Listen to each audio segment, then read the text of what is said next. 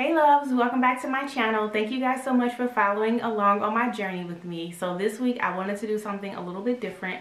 I know you guys have been following along on my fertility journey, and I never really quite gave you guys a lot of information about Tim and I, or how we met, or our wedding, or anything like that. So I thought it would be interesting for me to do a 3-part series. I guess you can call it a series, 3-part video where we talk about our love story of how we met, and we talk about our wedding, and we talk about our fertility journey. So it'll be like 3 different parts. So this will be the first part, is going to be how we met and our courtship and our engagement. And so we actually met on 1908, January 9, 2008. And we met at church. It was on a Wednesday night, and I never ever really went to Bible study before meeting Tim, because I was always scared to go to church by myself. Usually my mom would go to church with me on Sundays, but on Wednesdays, if I wanted to go, I would have to go by myself. And I remember telling my mom, like, I am too scared to go to church. I mean, we went to a big church, and so I was afraid to go to church on my own. And so I remember my mom saying, if you go to church, if you go to Bible study, there may be a blessing there for you. And so I started going to Bible study, and I actually ended up meeting him at Bible study one Wednesday night. I was in the cafe in the church minding my own business, and he walked up to me and was just pretty much like, "Hi, I'm Tim." And I'm like, Wait. Now, let me get my perspective, because I understand your background story, but look, I didn't even plan on going to church that day either.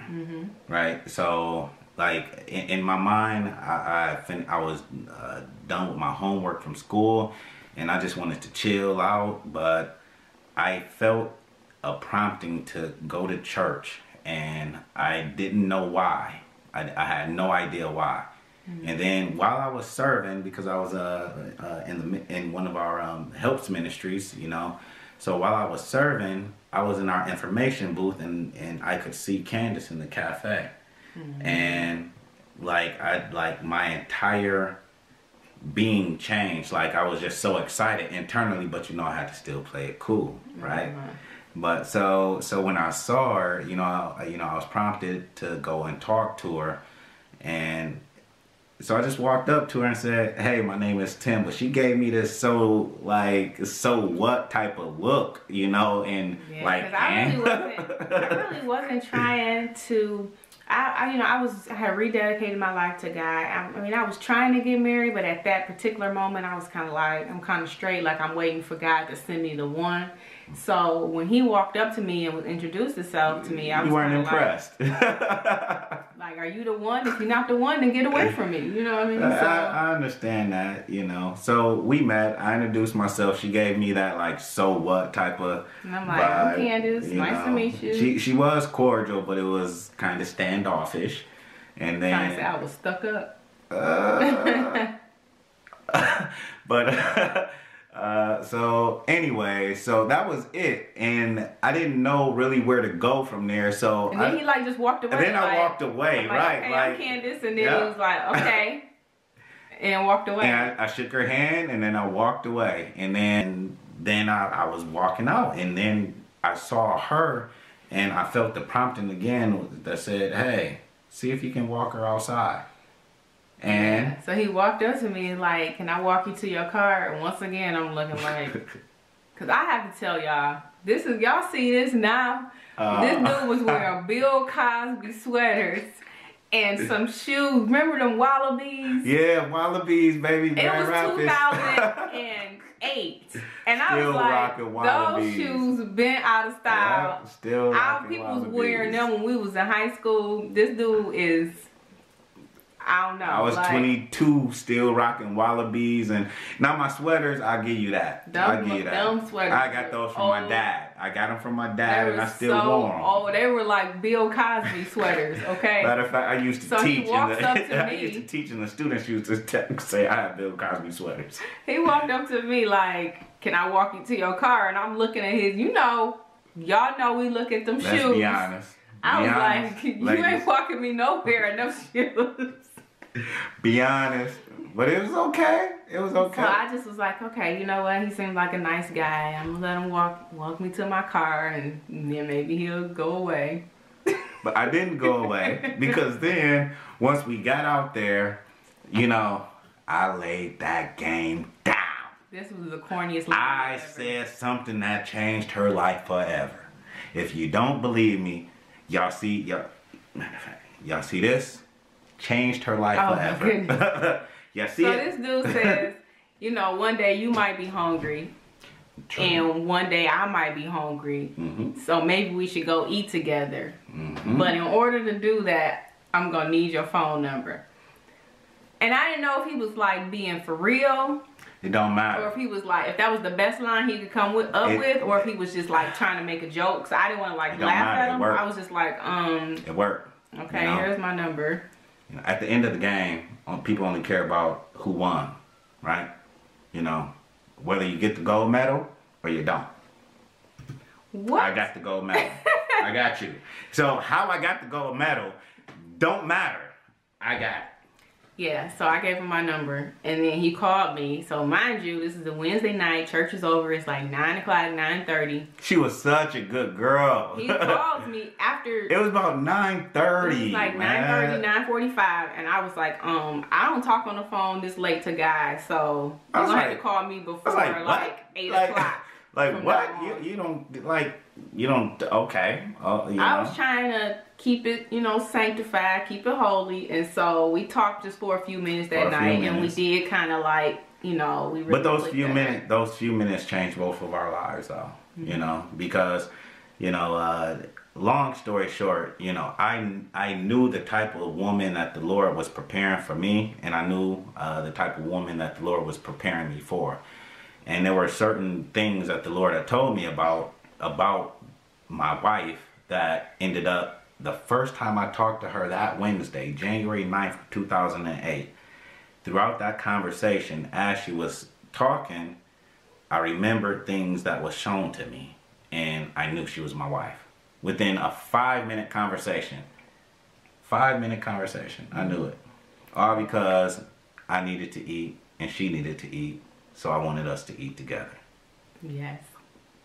Whatever. So that's pretty much how we met. And then over the course of the next few weeks, we talked a lot more. And we never went on like solo dates. So we wanted to hang out. Still trying to keep it holy. Yeah, if we wanted to hang out or get to know each other better, we would go with a group of people from church.